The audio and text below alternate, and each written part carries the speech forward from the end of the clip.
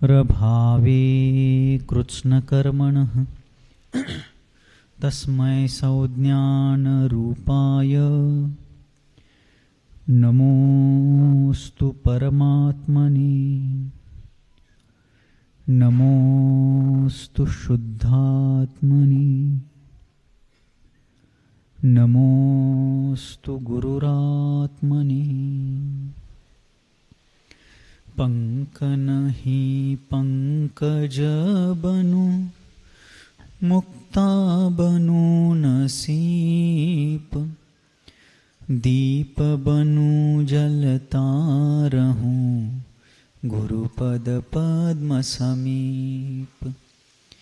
नमो भारती भ्रम मिटे ब्रह्म बनु मैं बाल भार रहित भारत बने भास्वत भारत भाल। दोष रहित आचरण से चरण पूज्य बन जाए चरण धूल तक सिर चढ़े मरण पूज्य बन जाए चरण धूल तक सिर चढ़े मरण पूज्य बन जाए। बोलिए पंच परमेष्ठी भगवान की द्वादशांग जिनवानी माता की अध्यात्म महर्षि आचार्य भगवान श्री पूज्यपाद मुनि महाराज की चारित्र्य चक्रवर्ती मुनिकुल पितामह योगींद्र चूड़ामणि धर्म साम्राज्य नायक 20वीं शताब्दी के प्रथम आचार्य भगवान श्री शांति सागर जी मुनि महाराज की दीक्षा गुरु शांतमूर्ति वात्सल्य रत्नाकर गुरुवर आचार्य भगवान श्री सन्मति सागर जी मुनि महाराज की परम पूज्य आचार्य भगवान श्री विद्यासागर जी मुनि महाराज की मृत्यु को भी ललकारने वाले साधना के शिखर पुरुष क्षपक राज आचार्य भगवान श्री वर्धमान सागर जी मुनि महाराज की परम पूज्य आचार्य श्री पवित्र सागर जी मुनि महाराज की अहिंसा परमो धर्म की।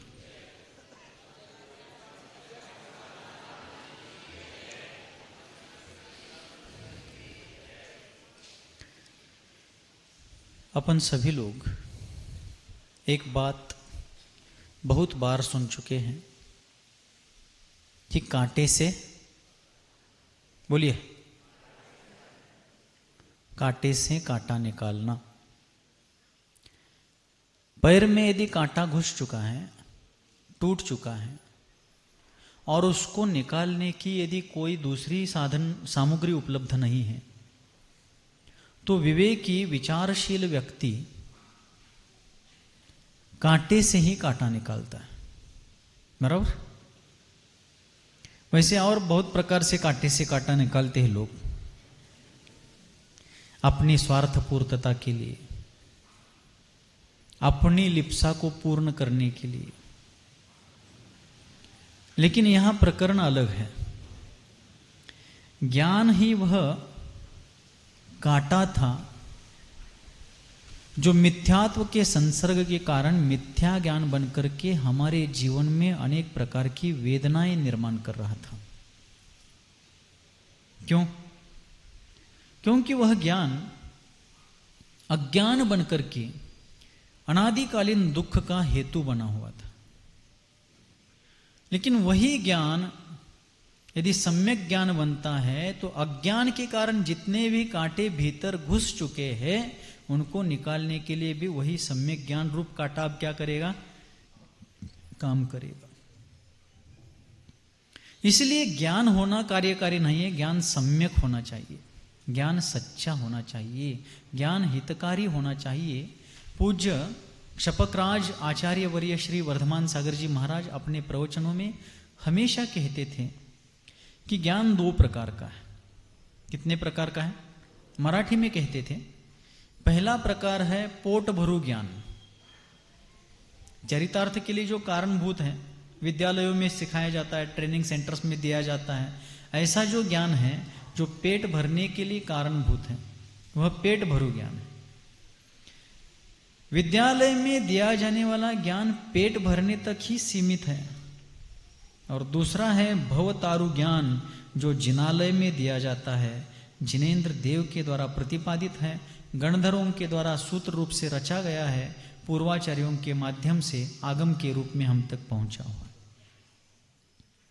तो पेट को भरने वाला जो ज्ञान है वह सीखने के लिए विद्यालय जाना ही पड़े, कोई जरूरी नहीं है।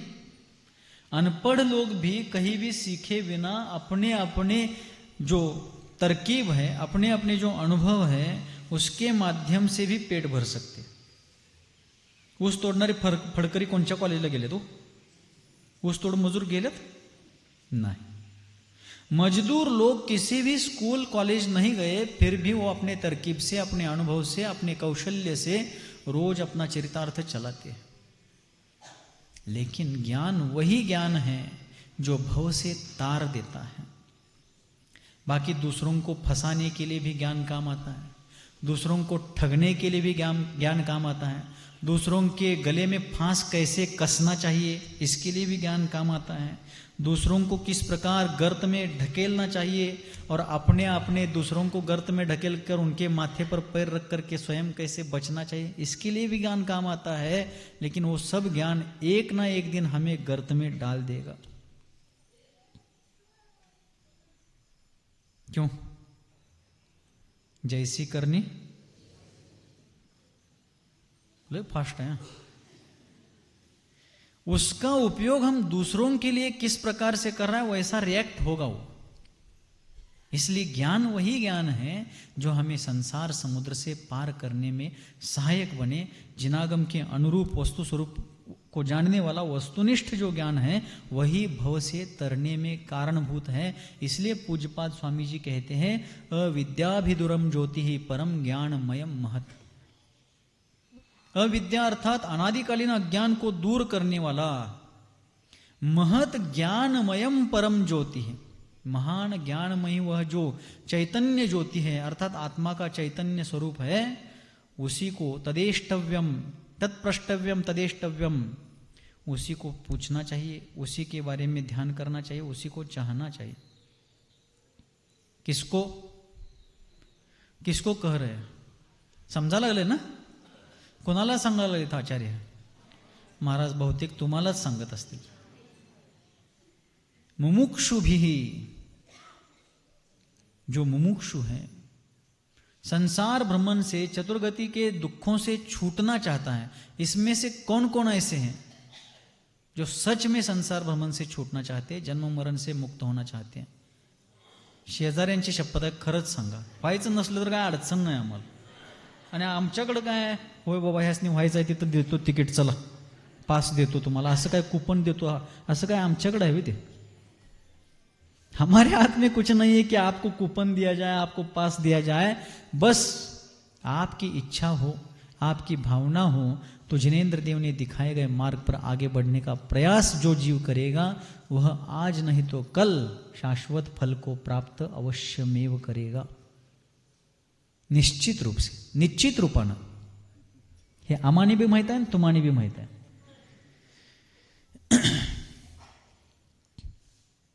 इसलिए अपन सभी लोग एक स्तोत्र पढ़ते हैं, महावीर अष्टक स्तोत्र। कौन कौन पढ़ते हैं? एक बार तो पढ़ा होगा। महाराज आम्हाला इकडं तिकडं कुठे बी अंधश्रद्धेपुढे डोकं आदळायला सांगा,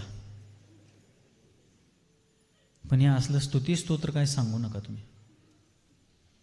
माझा अनुभव म्हणून तुम्हाला सांगायला लागलो, मेरा अनुभव बता रहा हूं, इसमें कोई बड़प्पन नहीं है। आचार्य जिनसेन जी महाराज ने आदि पुराण ग्रंथ की रचना करते समय प्रारंभिक मंगलाचरण में कहा कि हे प्रभु, हे वृषभनाथ तीर्थंकर, हे वृषभादि महावीर पर्यंत चतुर्विंशति तीर्थंकरों, आपकी स्तुति बड़े बड़े इंद्रों ने की है, नरेंद्रों ने की है, गणधरों ने की है। मैं बहुत अल्प शक्ति वाला, अल्प बुद्धि वाला प्राणी हूं, मैं आपकी स्तुति करने में समर्थ नहीं हूं, फिर भी मैं आपकी स्तुति कर रहा हूं, क्योंकि जिस मार्ग से सिंह गए हैं उस मार्ग से हिरणों को नहीं जाना चाहिए, ऐसा कुछ नहीं है. उदाहरण कळलं का त्यांना काय सांगायचंय? जिस रास्ते से सिंह जा चुके हैं उस रास्ते से हिरणों को नहीं जाना चाहिए, ऐसा कहाँ नियम है? सिंह गए तो वो सिंह है, मैं हिरण हूं तो हिरण ही हूं, लेकिन मैं भी उस रास्ते से जा सकता हूं. तो गणधरों ने, इंद्रों ने, नरेंद्रों ने, धर्मेंद्र, नागेंद्रों ने आपकी स्तुति की है, तो मैं ना करूं, ऐसा कोई उसमें विकल्प नहीं है, ऐसा कोई बंधन नहीं है, मैं भी स्तुति करूंगा. तो इस प्रकार भगवान की स्तुति करने वाले महान महान पूर्वाचार्य हो गए. समंत भद्र आचार्य देव ने स्वयंभू स्तोत्र में अरहणा तीर्थंकर की स्तुति करते हुए कहा कि प्रभु आपके गुण तो अनंत हैं. गुणस्तोकम सदुल्लंघ्य तद बहुत्व कथा स्तुति अनंत्यात्ते गुणा वक्तुम अशक्यास्त्वयि सा कथम. भगवान आपकी स्तुति करना अशक्य है क्योंकि आप अनंत गुणशाली है. फिर भी हम स्तुति कर रहे हैं, वो आपके अनंत गुणों को गिनने के लिए नहीं है, आपके गुणों की स्तुति करके अपने पुण्य कोश को भरने के लिए, रत्नत्रय की वृद्धि के लिए. मेरा एक्सीडेंट हुआ था 6 अप्रैल 2023 को. पुणे से सांगली जा रहे थे हम. पुणे और सातारा के बीच में खंबाटकी घाट के नीचे पारगांव खंडाला नाम का एक गांव है, उस गांव के परिसर में मेरा एक्सीडेंट हुआ था. बहुत सारी जगह चोटें आई थी. वहां से जाकर के हम एक गौशाला में रुके थे. एक दिन रात्रि में 11:05-10 हुए होंगे, 2-3 लोग मेरे पास ही विश्राम कर रहे थे. प्रशांत सागर जी महाराज बाजू के कमरे में थे, मैं भी वहीं पर था, लेकिन निद्रा छू नहीं रही थी. क्यों? क्योंकि आंखों में बहुत तीव्र वेदना हो रही थी. अब तीव्र वेदना हो रही थी, इस समय तो कुछ हो नहीं सकता, जो सोए हैं उनको उठाकर कुछ उपाय नहीं बनेगा. मुझे नींद नहीं आ रही, उनको तो आराम मिल रहा है, आराम करने दो. मैंने उनको उठाया नहीं, थोड़ी देर वैसे ही प्रतीक्षा करता रहा, लेकिन वेदना कम नहीं हो रही थी. तब यदि ये चैतन्य, बोलिए,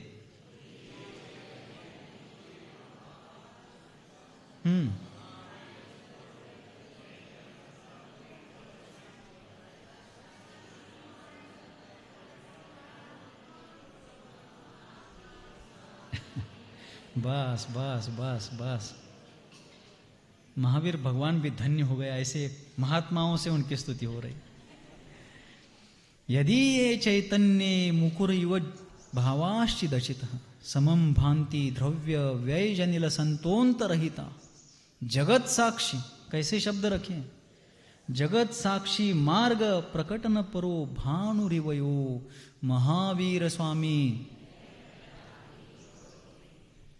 यह स्तोत्र पढ़ना प्रारंभ किया, मुखाग्र याद था गुरु कृपा से. 8 श्लोक वाला यह स्तोत्र पढ़ते पढ़ते अंतिम उपसंहार वाला 9वां श्लोक, इस स्तोत्र को पढ़ने वालों को क्या लाभ होता है, यह पढ़ने तक मैं निर्ग्रंथ मुद्रा की साक्षी से बता रहा हूं कि आंखों की वेदना पूर्ण रूप से बंद हो गई थी. ये मैं बड़प्पन नहीं बता रहा हूं, हमारे स्तुति स्तोत्रों में भगवान का स्वरूप जान करके की गई उनकी स्तुति के द्वारा तत्काल इतना फल अगर मिल सकता है, तो हम लोग अज्ञानवश रागी, द्वेषी, असंयमी, अनायतन के स्थानों पर क्यों भटकते? और इसका भी कारण है अज्ञान. क्या कारण है? अज्ञान से ही हम लोग भटकते हैं, और यह अज्ञान ही समस्त दुखों की जड़ है. इस पहले श्लोक में ही उन रचनाकार ने कहा, यदि ये चैतन्य मुकुरिव भावाश्चिदचित. यदि ये चैतन्य, जिनके चैतन्यमयी कैवल्य में, केवल ज्ञान में चित अचित भावा, चेतन अचेतन सभी पदार्थ मुकुर इव समम भांति. मुकुर यानी दर्पण, आईना, मिरर. उस दर्पण में जिस प्रकार सामने रखे हुए दर्पण में उसके कवरेज में आने वाले सभी अच्छे बुरे चेतन अचेतन वस्तुएं जिस प्रकार प्रतिबिंबित होती है, उसी प्रकार जिनके कैवल्य में, जिनके सर्वज्ञता के दर्पण में लोकालोक के समस्त चेतन अचेतन पदार्थ, उत्पाद व्यय और द्रव्य से सहित ऐसी जो वस्तुएं हैं वे क्या हो रही है, दर्पण के समान झलक रही है। भगवान संपूर्ण विश्व को जानते हैं, भगवान संपूर्ण विश्व को जानते हैं, लोकालोक को जानते हैं और समस्त द्रव्यों की भूत भावी वर्तमान सार्वकालिक पर्यायों को जानते हैं, वो भी युगपत एक साथ। ऐसा उनका ज्ञान है, फिर भी वे कैसे जगत साक्षी। उनका ज्ञान वीतरागता की आधारशिला पर खड़ा है। वे लोक को अलोक सहित जानते हैं, किंतु परमाणु मात्र भी राग द्वेष उनका नहीं होता है, क्योंकि वे सर्वज्ञ बनने के पहले वीतरागी बन चुके हैं। पहले वीतरागी बनते हैं, फिर सर्वज्ञ बनते हैं, उसके उपरांत हित का उपदेश देते हैं।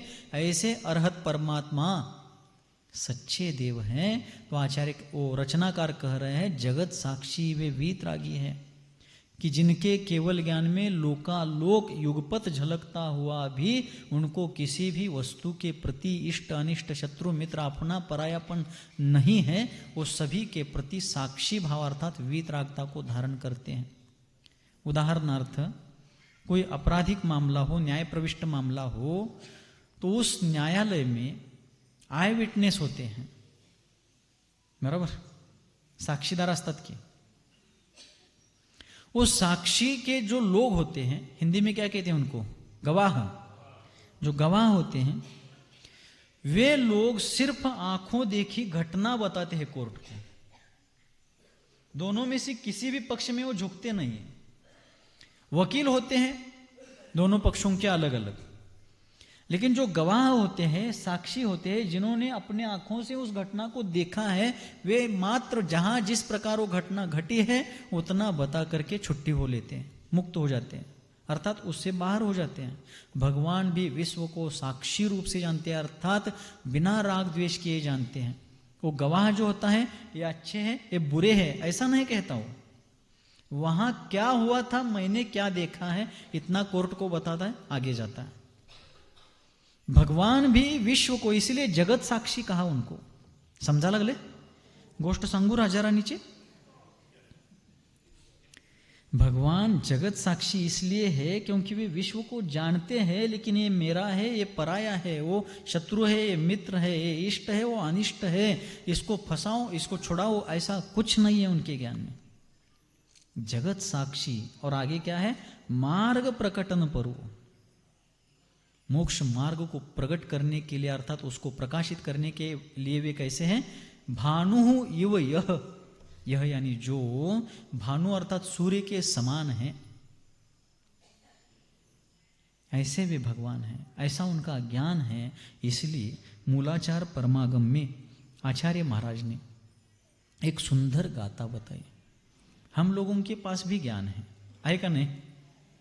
कोणाकोणाजवळ आहे ज्ञान सांगा बरं, जरा हात वर करा, जरा सगळ्यांच्या जवळ ज्ञान आहे, बरं चांगली गोष्ट आहे। का आहे सगळ्यांच्या जवळ ज्ञान?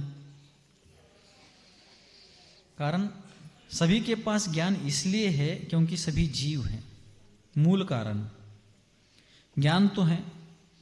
अब हमें स्वयं को ही थर्मामीटर लगा करके देखना है कि हमारा ज्ञान अविद्याभिदुरम ज्योति ही परम ज्ञान मयम महत, अविद्या को दूर करने वाला हमारा ज्ञान है क्या? वह ज्ञान ही अविद्या रूप हो चुका है, अनादिकाल से था ही, लेकिन अभी वर्तमान में भी वह सम्यक ज्ञान रूप है क्या अविद्या रूप अज्ञान मिथ्या ज्ञान रूप है? हे आपला आपण बघायचं, मला तुम्हाला ह्यांना त्यांना सांगायची गरज नाही। मूलाचार परमागम में आचार्य वट्टकेर स्वामी ने एक गाथा बताई कि सच्चा ज्ञान कौन सा है। चालेल ना का गोष्ट सांगू? आचार्य वट्टकेर स्वामी ने मूलाचार परमागम में एक सुंदर गाथा बताई। वे कहते हैं, जेन रागा विरज्जेज जेन सेसु रज्जदी वे कहते हैं कि जिसके द्वारा राग द्वेषों से निवृत्ति होती है, तो शत्रु आहे, तो मित्र आहे. मराठीमध्ये दुष्काळी भागामध्ये सरकारने एक टॅग लाईन दिली होती, किंवा सर्वत्रच काय दिली होती? पाणी अडवा, हे बी माहित आहे. पाणी अडवा, पाणी जिरवा. पण कशायशी लोक ह्या ओळीला आपल्यानुसार घेतात. ह्याची अडवा, त्याची जिरवा. काय काय करतात? ह्याची अडवा, बरोबर आहे का? ह्याची अडवा, त्याची जिरवा.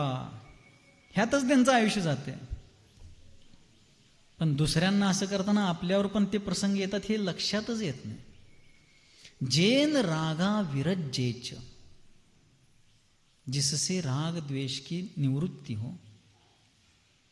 जेन मित्ति पभावेच, और जिसके द्वारा विश्व मैत्री हो, प्राणी मात्र के प्रति मैत्री का भाव हो. सभी जीव मेरे जैसे हैं और सभी जीवों के कल्याण में मैं सहायक बन सकूं.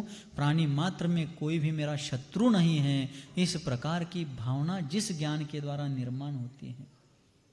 देखिए, जो उदार चित्त वाला होता है, जिसको सचमुच संवेदना है कि जिस प्रकार मैं दुखों से डरता हूं, उसी प्रकार सभी दुख से डरते हैं. कुछ कुछ टीवी सीरियल भी मैंने नाम सुना है मैंने, लेकिन उसमें कितना अच्छा संदेश दिया गया. क्या संदेश दिया है? सांस भी कभी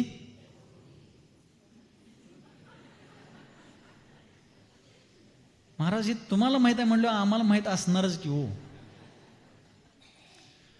आपने सीरियल देखा होगा, देखा है? बहुत सारे फॉलोअर्स दिख रहे हैं. नाम तो सुना ही है, लेकिन उससे क्या प्रेरणा ग्रहण की हमने? सास भी कभी बहू थी, सासू पण कधी सून होती, असा त्याचा अर्थ आहे. सासू सुद्धा कधीतरी. याचा अर्थ काय हो? इसका भावार्थ यह है कि सांस बनने के बाद आई हुई बहू को तकलीफ देने के बजाय, जांच करनेपेक्षा, मैं जब सांस थी तब मेरे ऊपर जो गुजरी थी तब मुझे कैसा होता था, मुझे कैसा लगता था, वैसे ही इसको होता होगा. इसलिए मेरे जैसा दुख इसके जीवन में ना आए, इसलिए मेरी बहू नहीं मेरी बेटी है, ऐसा सद्भाव रूप प्रेरणा देने के लिए उस सीरियल का नाम वैसा रखा होगा. मुझे मालूम नहीं उनका उद्देश्य क्या है, लेकिन अर्थ ही निकलता है. कारण स्त्रीची खरी शत्रू आहे असं सुद्धा म्हटलं जातं, आहे का नाही? आमचे आचार्य महाराज मराठीत 2 पंक्ती सांगायचे. स्त्री जन्मा ही तुझी कहाणी, हृदयी अमृत नैनी पाणी. स्त्री जन्मा ही तुझी कहानी, हृदयी अमृत नैनी पानी. श्रद्धेय ब्रह्मचारी वसंत दादा एक संस्कृत सुभाषित हमेशा कहते थे, आत्मनः प्रतिकूलानि परेशान न समाचरेत. जो बात मुझे प्रतिकूल है, जिस प्रसंग से मुझे दुख हो सकता है, होता है, वैसा आचरण मैं दूसरों से ना करूं. माझी अपेक्षा आहे तुम्ही कोणी माझ्याशी वाईट वागू नये. मला वाटतंय तुम्ही कोणीही माझ्याशी वाईट बोलू नये. पण ही तुमच्याकडून अपेक्षा करत असताना मला याचं देखील भान पाहिजे की माझ्याकडून सुद्धा तुमची हीच अपेक्षा आहे. नुसता दुसऱ्याने आमची चाकरी केली पाहिजे, हांजी केली पाहिजे, मुजरेगिरी लोकांनी आमची केली पाहिजे, आम्ही मात्र कुचलत कोपरखळी घालत कसं वाटेल तसं जायचं, आपलं काम झालं की फेकून द्यायचं, साप चुकीचं आहे. आत्ता आम्ही जे करणार आहे ते पुढे जन्मजन्मांतरामध्ये आमच्या वाटणीला येणार आहे, हे माझ्या सहित आपण सर्वांनी लक्षात ठेवायचं. आत्ता एकदाच करणार आहे आपण, पण पुढे असंख्य वेळा हे आमच्या वाटणीला येणार आहे. तुम्ही सगळे शेतकरी कुटुंबातले आहात. ज्वारीचा एकच दाणा आपण पेरला, रिटर्न किती दाणे मिळतात हो? खरं सांगा. 150-200 दाणे तरी एका कणसात असतात. चांगलं कणीस जर असलं, चांगलं जर ते बीज असलं, जमीन चांगली असली, एकच बीज पेरलं 150-200 दाणे प्राप्त होतात. बीज एकदाच पेरलेलं आहे, बरोबर? हे फार ढोबळ झालं. ये बहुत स्थूल उदाहरण हुआ. कर्म सिद्धांत की दृष्टि से देखा जाए तो हम एक समय मात्र के लिए यदि कोई इस प्रकार के भाव करते हैं, शत्रुता के, कटुता के, असंख्य जन्मों तक वो कर्म फल देता है. इसलिए जेन से सुरज्यदी, जिसके द्वारा, जिस ज्ञान के द्वारा श्रेय अर्थात कल्याण के पुरुषार्थ में राग, अनुराग उत्पन्न होता है, और जेन मिथ्ति पभावेज्य, जिसके द्वारा विश्व की मैत्री उत्पन्न होती है, प्राणी मात्र के प्रति मैत्री भाव निर्माण होता है, तम नानम जिन शासने, जिन शासन में उसी को ज्ञान कहा गया है. आज भी मित्र हैं. आज की मित्रता कैसी है? दो मित्र जो बचपन के लंगोटी मित्र थे, बहुत सालों बाद मिले, बड़े होने के बाद अलग अलग व्यवसाय, अलग अलग स्थान पर रहने लगे, फिर कुछ सालों बाद अपने गांव में आए थे. एक साथ आने के बाद दोनों को बड़ा हर्ष हो गया. दोनों ऐसी बात करते बैठे थे, और बात करते करते बचपन के अपने किस्से चर्चा में आ गए, तो उनमें इतना अनुराग उत्पन्न हो गया. तो एक मित्र दूसरे से कहता है कि दोस्त, तेरी और मेरी मैत्री ऐसी होनी चाहिए, तेरी और मेरी दोस्ती ऐसी होनी चाहिए, ऐसी होनी चाहिए. अरे कैसी होनी चाहिए वो बताओ तो सही. ऐसे ऐसी क्या कर रहा है यान हेड़ी. तो तेरी और मेरी दोस्ती ऐसी होनी चाहिए. अरे बताओ कैसी होनी चाहिए, ऐसी ऐसी क्या कर रहे हो? बोला, दोस्त आंख तेरी हो तो आंसू मेरे होने चाहिए, हृदय तेरा हो तो स्पंदन मेरा होना चाहिए. दोस्त नौकरी तुम करो और तनख्वाह मेरी होनी चाहिए.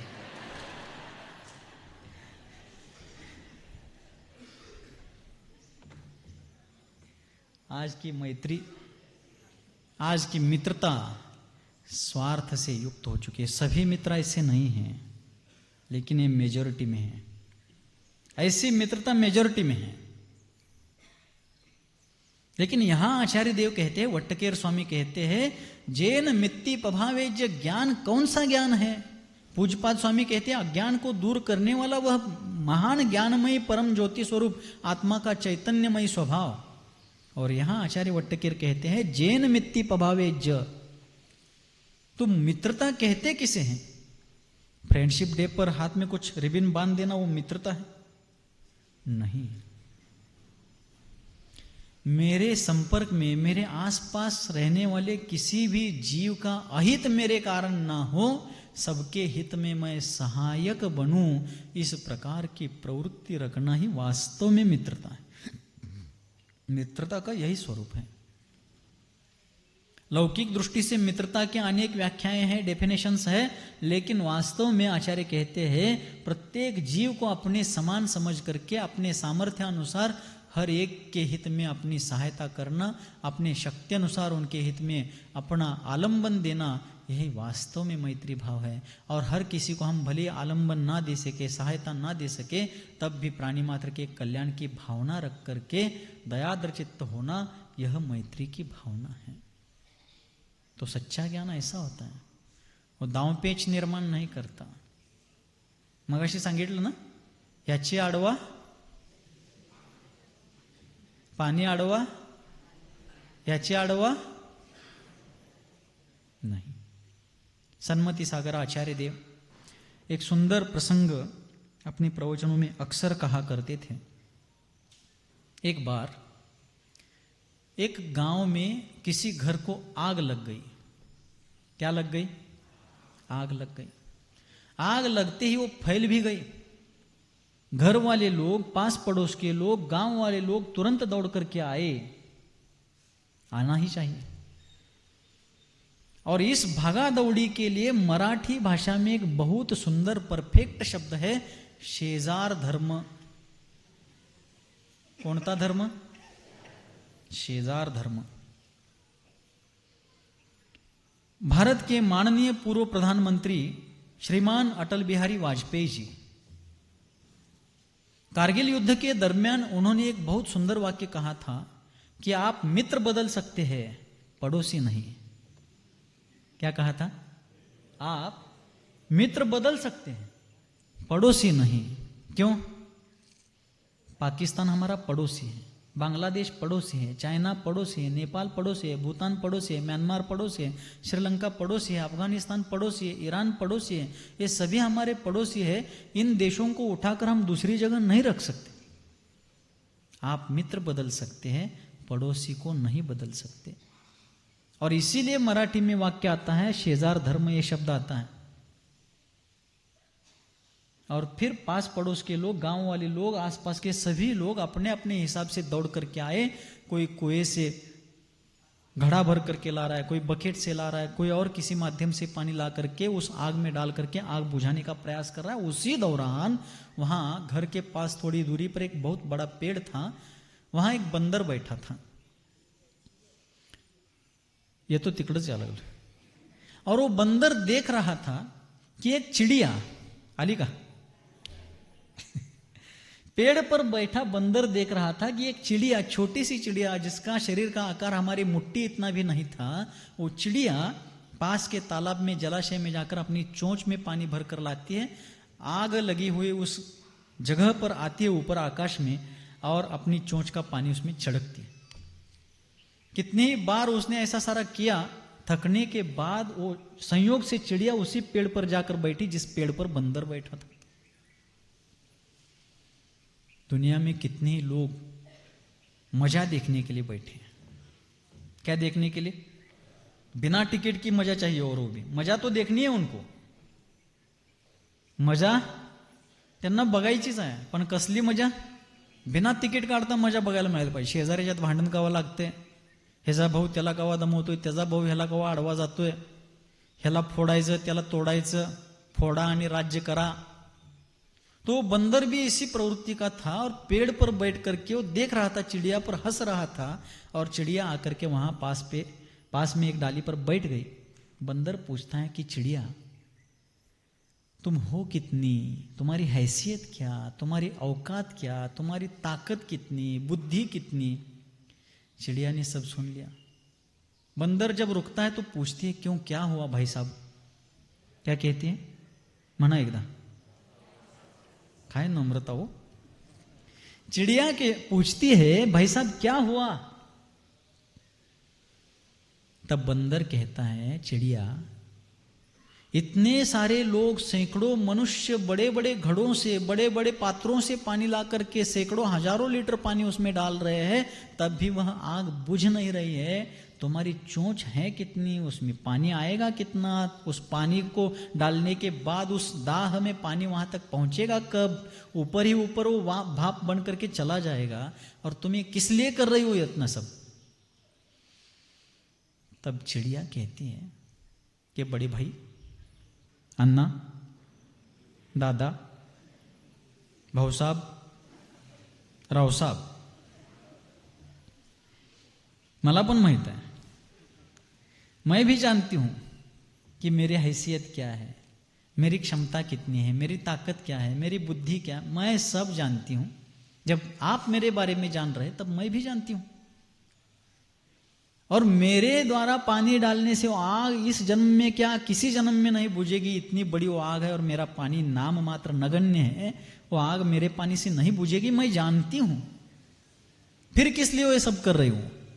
बंदर फिर टोकता है। चोच होती चिमणीकडं, तर टोचा मारत होता माकड।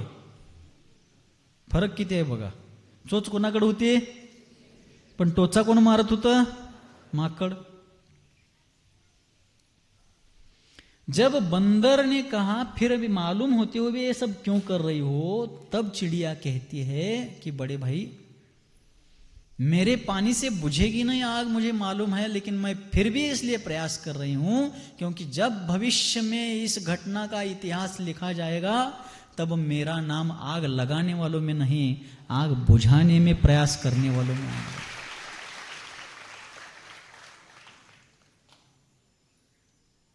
आता आपलं कोणत्या यादीत आहे तेवढा आपला आपण बघूया।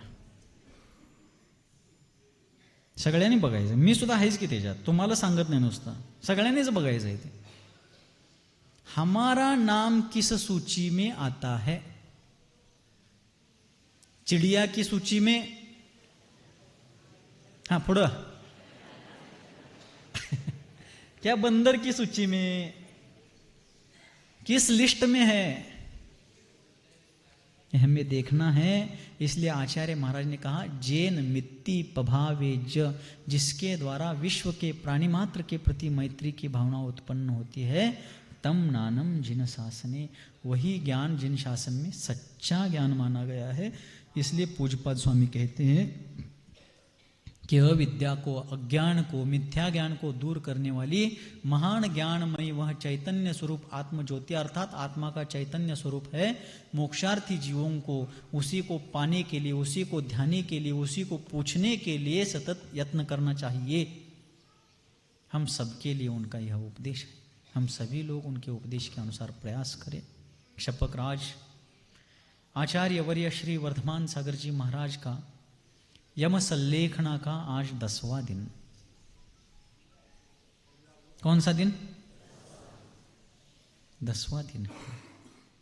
लेकिन चेतना, जागृति, सतर्कता, विशुद्धि, निर्मलता, सावधानता इतनी है कि जिसको देख करके कोई भी व्यक्ति गदगद होना चाहिए। आज सुबह अभिषेक के दौरान जब जिन प्रतिमा को, जिन भगवान को यहां पर लाया गया, जब उनके सामने भगवान को प्रस्तुत किया गया, भगवान उनके सामने जब आ गए, बैठे हुए थे, अब उनको उठना संभव नहीं है। वे शरीर से तो नहीं उठ सकते, लेकिन संसार से उठ गए हैं, मुक्ति तट के किनारे तक आ गए हैं। लेकिन जब भगवान उनके निकट में आए तो अपना भाल प्रदेश भगवान के चरणों पर रखकर कहते हैं कि भगवान शीघ्राति शीघ्र आपके जैसी मेरी दशा हो जाए, जल्दी से जल्दी आप समान मैं बन जाऊं। ये वाक्य वहाँ उपस्थित सभी मुनियों ने, वहाँ के अभिषेक कर्ताओं ने, सभी ने सुना। आवाज क्षीण हुई है, भक्ति क्षीण नहीं हुई है। देह दुर्बल हुआ है, अंतर की श्रद्धा अत्यंत सबल हो रही है। और जब देखिए कितनी उत्कंठा है, कितनी भक्ति है, कितना जुड़ाव है आप्तागम और गुरुओं से। और एक बार वह पंक्ति मैं आपके सामने दोहरा रहा हूं, 2-3 दिन पहले शायद मैंने कही थी, विद्यानंद आचार्य देव की, नहीं कृतम उपकारम साधवो विस्मरंती। सज्जन लोग अपने ऊपर किए गए उपकार को कभी भूलते, कौन नहीं भूलते? सज्जन। सज्जन लोग कभी अपने द्वारा अपने ऊपर किए गए उपकारों को, दूसरों के उपकारों को नहीं भूलते हैं। नारियल के पेड़ का उदाहरण दिया था। आज सुबह जैसे अभिषेक शांति धारा हुई, शांति धारा के उपरांत भगवान जिनेन्द्र देव को अर्घ्य दिया गया, जिनवानी माता को अर्घ्य दिया गया, और उसके उपरांत आचार्य शांति सागर जी महाराज को अर्घ्य देना प्रारंभ हुआ। तो आचार्य शांति सागर जी का अर्घ्य जब बोलना प्रारंभ किया तो एक भजन के रूप में अर्घ्य दिया गया, जो सर्वत्र प्रसिद्ध है, शांति सागर स्वामींचा। अभी सभी लोग बोलेंगे एक बार, ठीक है? शांति सागर स्वामींचा, शांति सागर स्वामींचा, त्रिवार जय जयकार, त्रिवार जय जयकार। शांति सागर स्वामींचा, शांति सागर, त्रिवार जय जयकार। भोजगावचा धर्म भास्कर, वीर जन्मला पाटील वंशी, सातगोंडाला जन्म देऊनी, भूमातेला होई हर्ष अपार, होई हर्ष अपार। शांती सागर स्वामींचा,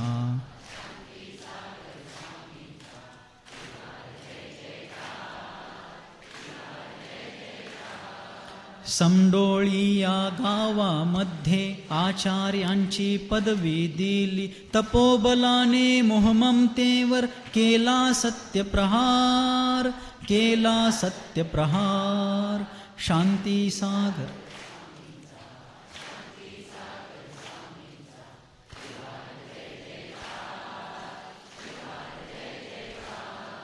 कुंथलगिरिया सिद्ध क्षेत्री सल्लेखनात्यांनी घेतली, सत्य शांतीच्या या संताला विनम्र नमस्कार, विनम्र नमस्कार. शांती सागर स्वामींचा, शांती सागर. त्रिवार जय जयकार, त्रिवार जय जयकार. जब ये भजन बोल करके अर्घ्य दिया जा रहा था, हाथ उठाना उनको संभव नहीं है. मैं प्रैक्टिकली बता रहा हूं, अपना हाथ ऊपर उठाना उनको संभव नहीं है. काया इतनी अशक्त हो चुकी है. लेकिन जब ये अर्घ्य चालू हुआ, उनके मस्तक के पास रखी हुई पिच्छी, ये संयम उपकरण उन्होंने उठाया और बार बार आवर्त सहित वो नमस्कार करते रहे.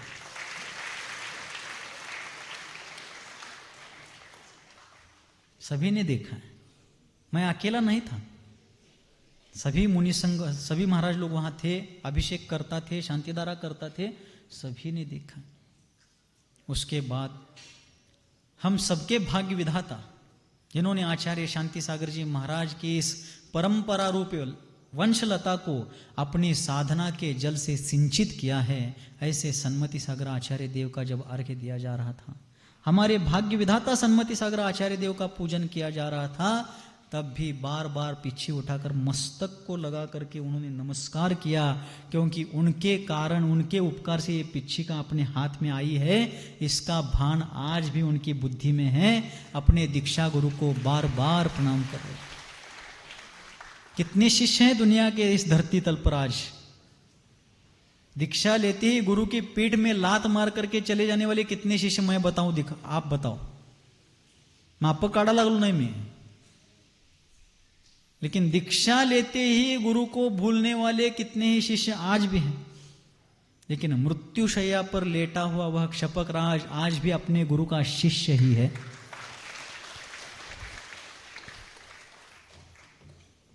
अभिषेक पूजन हुआ जी.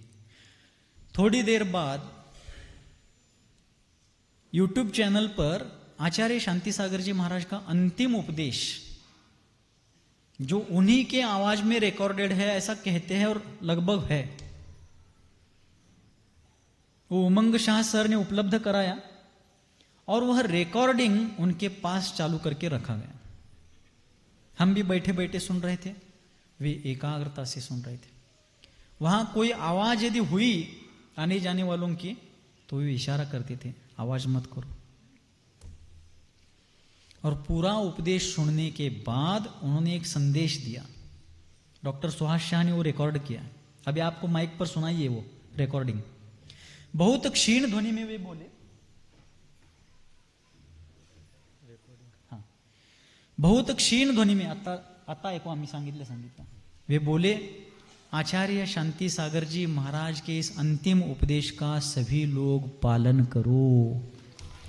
हम सबके लिए उन्होंने उपदेश दिया. लावा इथं धरा. थांबलं का? बंद झालं. शांति सागर महाराजांनी जो अंतिम उपदेश केला, तर तो अंतिम उपदेशाचं सर्वांनी मनपूर्वक पालन करावं आणि अंमलात आणावं.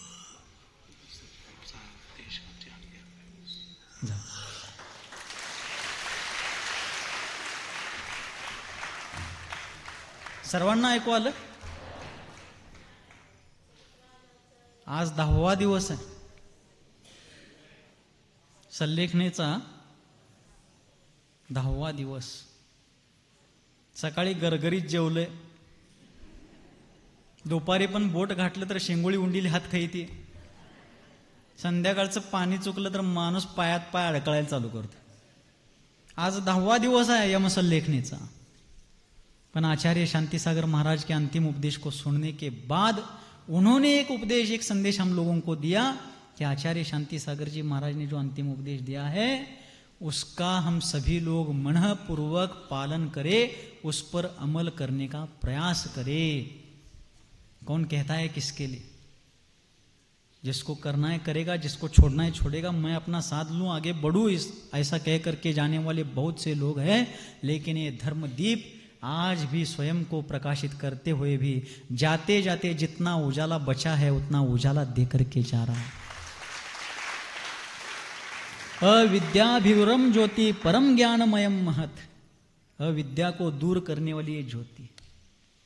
हम सभी लोग अपने शक्ति अनुसार इस प्रकार धर्म पुरुषार्थ करें और अपने जीवन को सार्थक बनाएं इन्हीं मंगलमय भावों के साथ, जिनके हृदय रूपी पद्म सरोवर से विश्वव्यापी वात्सल्य की लोक कल्याणकारिणी धर्मगंगा सर्वजन सुखाय और सर्वजन हिताय इस लोकोत्तर भावना से निरंतर और निर्व्याज रूप से बहती, जो वर्तमान धर्म तीर्थादि नायक भगवान सन्मतिनाथ के लघुनंदन हैं, जो चारित्र्य चक्रवर्ती आचार्य भगवान श्री शांति सागर जी महामुनिराज की मूल संघ आचार्य परंपरा के आभूषण स्वरूप हैं, जिनका जीवन मानवता का मानदंड और उदारता का उदाहरण है, मूलाचार ही जिनका साधन है और समय सार ही जिनका साध्य है, जो धर्मरथ के समर्थ सारथी हैं, संसार समुद्र में डूबने वालों के लिए जो अभेद्य धर्मनों का समान है, जिनका जीवन सहजता और सरलता के कारण सुंदरता से भी सुंदर है, जो अज्ञान अंधकार में भटकने वालों के लिए रत्नत्रय का रत्न दीप है,